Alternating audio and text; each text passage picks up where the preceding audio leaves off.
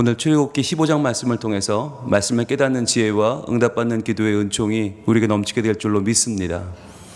여러분, 출애굽기 15장은요 우리가 시즌1에서 살펴봤는데 뭐냐면 바로 홍해를 건넌 뒤에 환호의 노래입니다.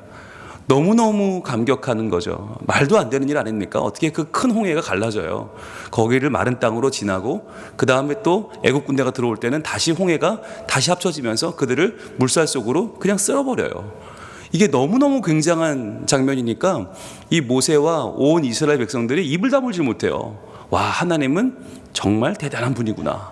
우리 하나님은 정말 어마어마한 분이구나. 그분에 대한 경외감, 두려움, 기쁨, 만족, 뭐 말할 수 없는 역전의 승리를 노래하는 내용이 출애굽기 15장인데, 그래서 우리가 이 내용을 시즌1에서 잘 봤는데 21절까지.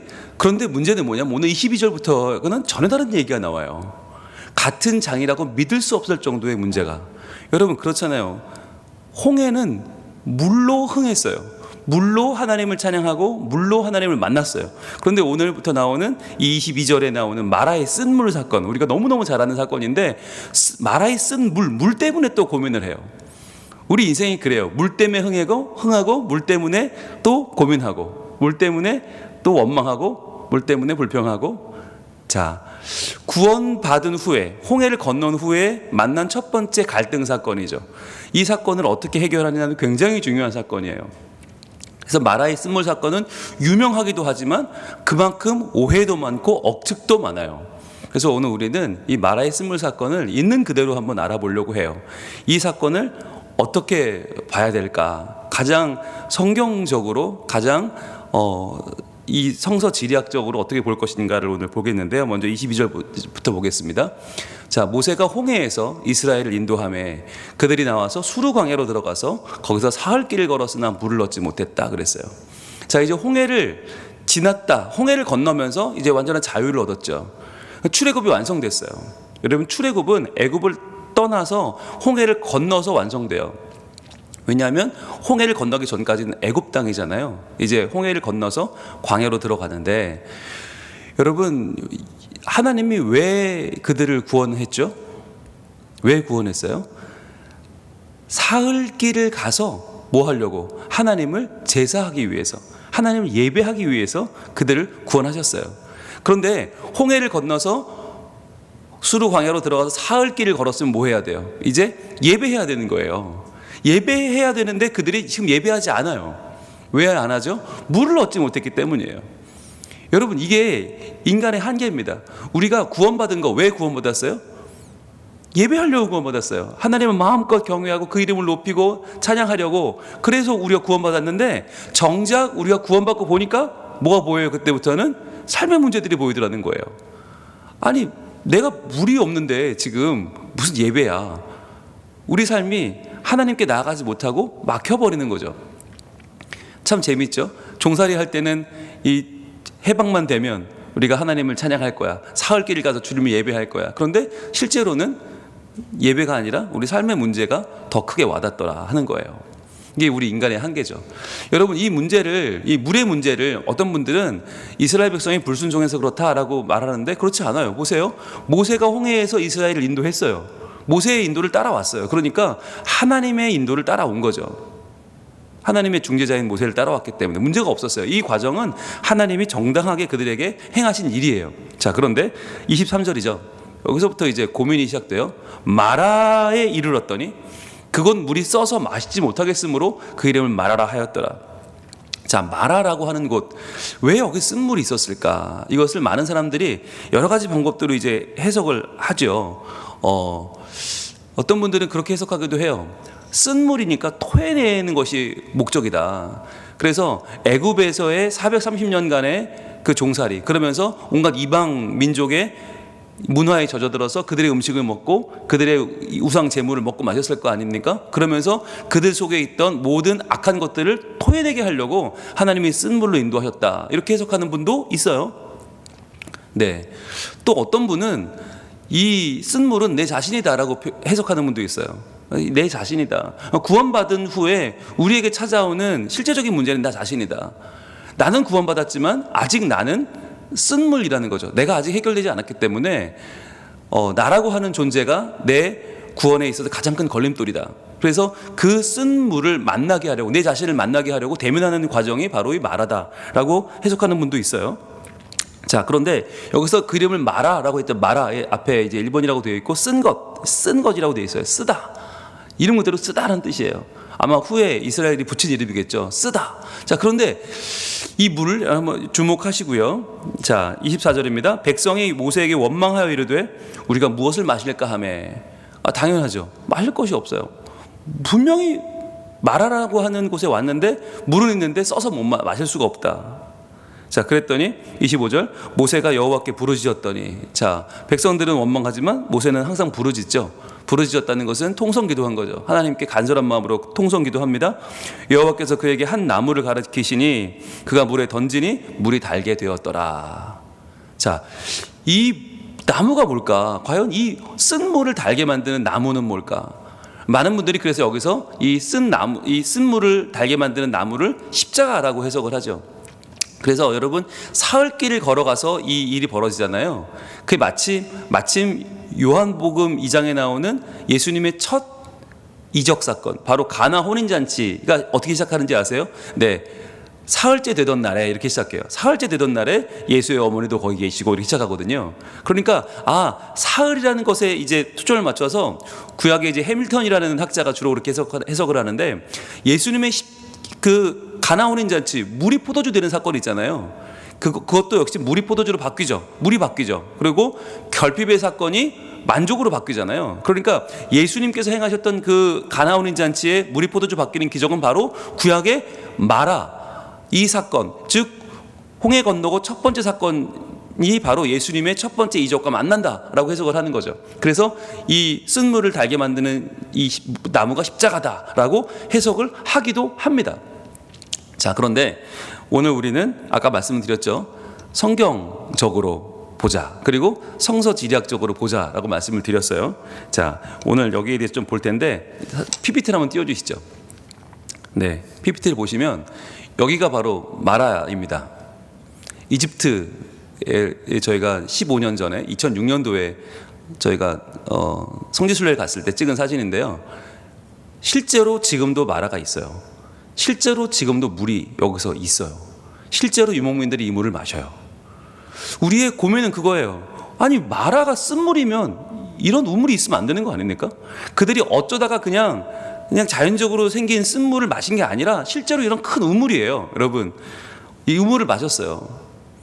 이게 보여드려도 어떤 분들은 실제로 우리 목사님이 가봤겠나, 어디서 퍼왔겠지라는 분들이 계시기 때문에 또 제가 준비를 했죠. 네, 15년 전의 접니다. 2006년도에 제가 조기 가서 사진을 찍었어요. 이렇게 보여드려도 비슷한 사람이겠지. 그래서 제 아내도 보여드립니다. 15년 전에 제 아내 같이 갔습니다. 자, 그런데 이 마라가요, 굉장히 커요. 그냥 동네 우물이 아니에요. 이거 어마어마하게 커요. 여길 찾아오는 수많은 유목민들이 이 물을 마시고요, 낙타가 마시고요, 이 물을 다 사람들이 마셔요. 그런데 왜 쓰냐 하는 거예요. 쓰면 안 되는 거 아니에요? 그럼 못 마시잖아요. 쓴 물은 어떻게 마셔요? 여러분 저 뒤에 보세요. 종려나무가 엄청 많아요. 여기 오아시스예요. 오아시스. 유목민들이 여기 굉장히 와서 많이 물을 마시고 이스라엘 백성이 여기 도착했을 때도 굉장히 기뻐했던 이유는 뭐냐? 여기 오아시스니까요. 어쩌다가 그냥 귀퉁이에 쓴 물이 아니고 진짜 오아시스라니까요. 정말 우물이고요. 어마어마한 좋은 물이에요. 그런데 왜 그들에게는 썩겠는가라고 하는 거죠. 여러분, 지금도 이 물을 유목민들이 마십니다. 그리고 이 물이 이 지금 지역의 중심을 이루고 있습니다. 그럼 왜라고 하는 거예요. 왜 그럼 이 물이 지금 쓴물이 되었는가라고 하는 거죠. 여러분, 이 마라의 쓴물을 우리가 이해하려면 이 지역을 잘 봐야 돼요. 여러분, 여기 가보면 금방 아실 수 있습니다. 여러분, 마라를 가보면 여기가 마라의 바로 옆이거든요. 마라의 바로 옆에 뭐가 있냐? 여러분, 제 뒤로 보이는 게 뭔지 아세요? 저기 바다입니다. 홍해 바다가 있어요. 홍해 바다와 이 마라는 얼마 떨어져 있지 않아요. 자, 그렇다면 이 마라의 물은 과연 어떤 물일까?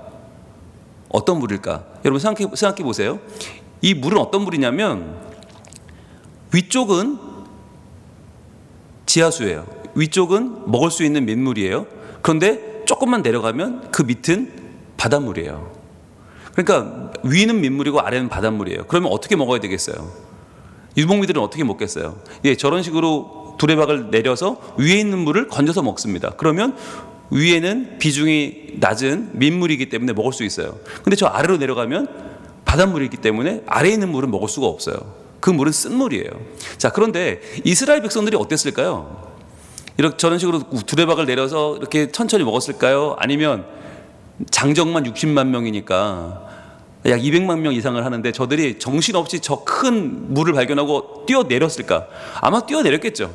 뛰어내려서 와 물이다 그리고 들어가서 막 물 마시고 막 난리가 났겠죠. 여러분 그러면 어떻게 됩니까? 민물과 그 밑에 있는 바닷물이 섞여버리죠.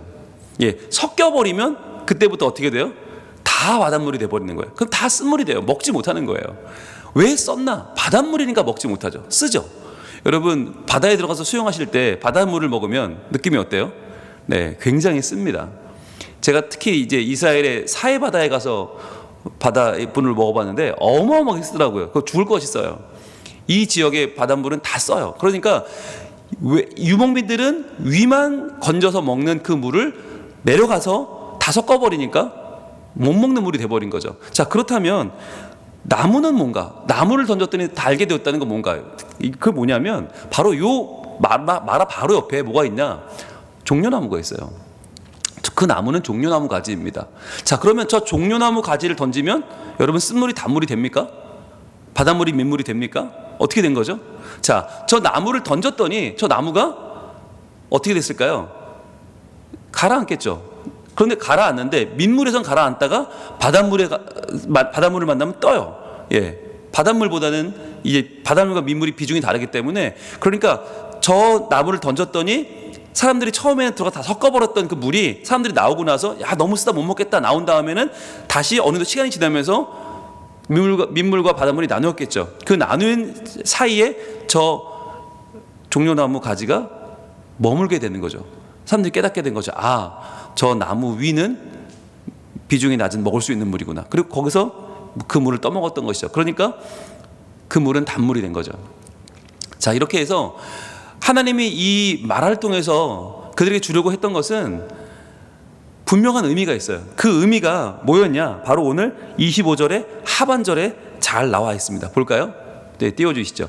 25절 하반절. 우리가 그 나무를 던지니 달게 되었더라까지만 주목하지만 분명히 성경에는 그 다음에 왜 이 마라가 존재했는지를 알려주고 계세요.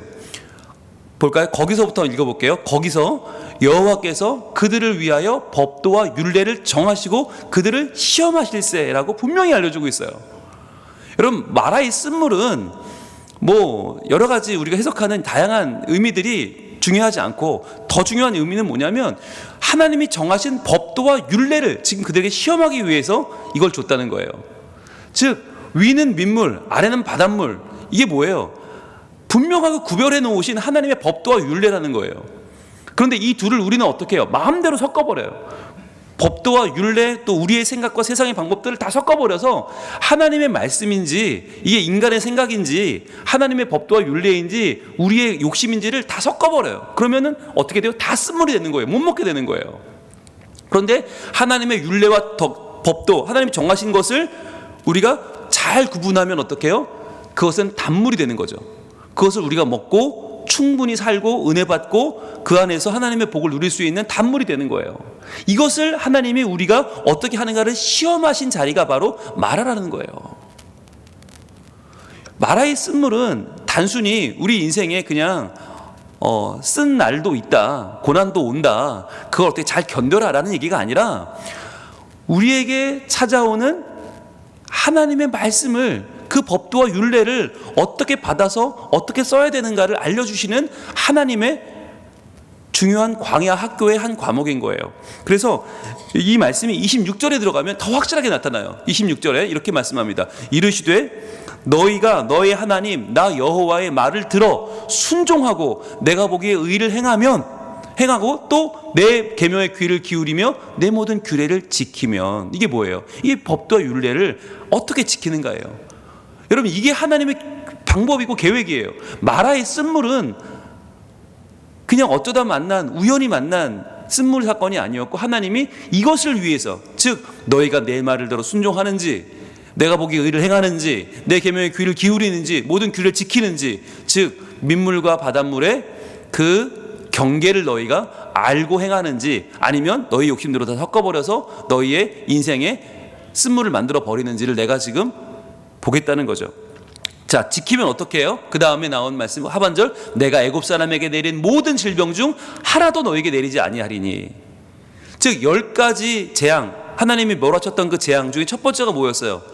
나일강이 피가 되는 거잖아요. 나일강이 쓴물이 되는 거였단 말이죠. 먹지 못하는 쓴물이 되는 그러한 재앙을 내가 너희한테는 하나도 내리지 않겠다. 왜? 나는 너희를 치료하는 여호와니까, 여호와 라파니까. 이걸 하나님이 보여주려고, 너희들이 내 율례와 법도를 지키면, 내 말을 순종하면 나는 너희를 언제까지나 치료하고 너를 도와주는 여호와 라파다. 이것을 보여주기 위해서 마라의 쓴물을 하나님은 그들에게 허락하신 거예요.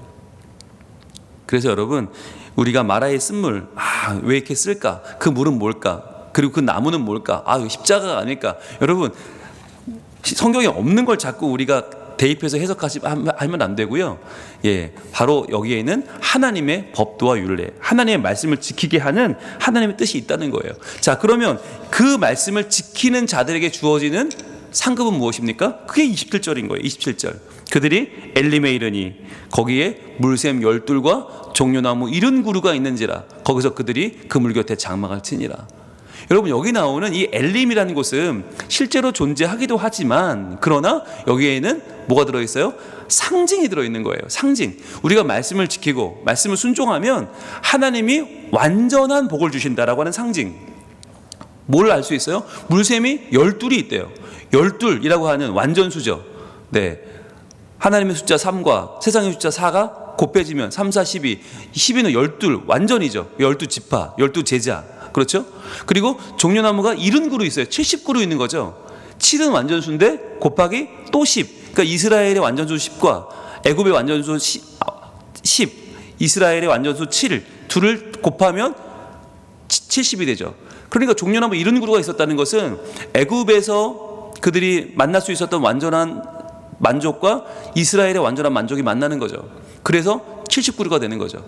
거기서 그릇들이 그물 곁에 장막을 쳤다. 즉 우리가 하나님의 말씀을 떠나지 않고 하나님의 말씀을 감사함으로 받고 그 말씀을 지키면 그 말씀이 뭐가 돼요? 우리에게는 완전한 만족이 된다는 것을 보여주는 하나님의 사건인 것이죠. 그래서 여러분, 우리가 마라는 쓰고 엘림은 달다, 이런 식으로 우리가 도식화하는 경향이 있어요. 그래서 마라의 쓴물을 지나면 엘림은 달다. 아니요, 여러분, 마라도 달아요. 우리가 엉망으로 섞어놔서 그렇지, 우리가 하나님의 법도를 지키지 않고 우리가 율례를 지키지 않고 우리가 순종하지 않고 마음껏 살아서 그렇지, 여러분 말씀대로만 살면 마라도 달다니까요. 남들은 다 먹고 유목민들은 다 그걸 먹고 사는데 왜 우리만 그것을 다 섞어서 우리 마음대로 엉망진창을 만들어 놓고 우리가 그것을 쓰다라고 말하는 것은 잘못된 것입니다. 우리 인생은 어때요? 여러분, 써요 달아요? 인생에 쓰다고 말하는 분들이 많죠. 왜 씁니까?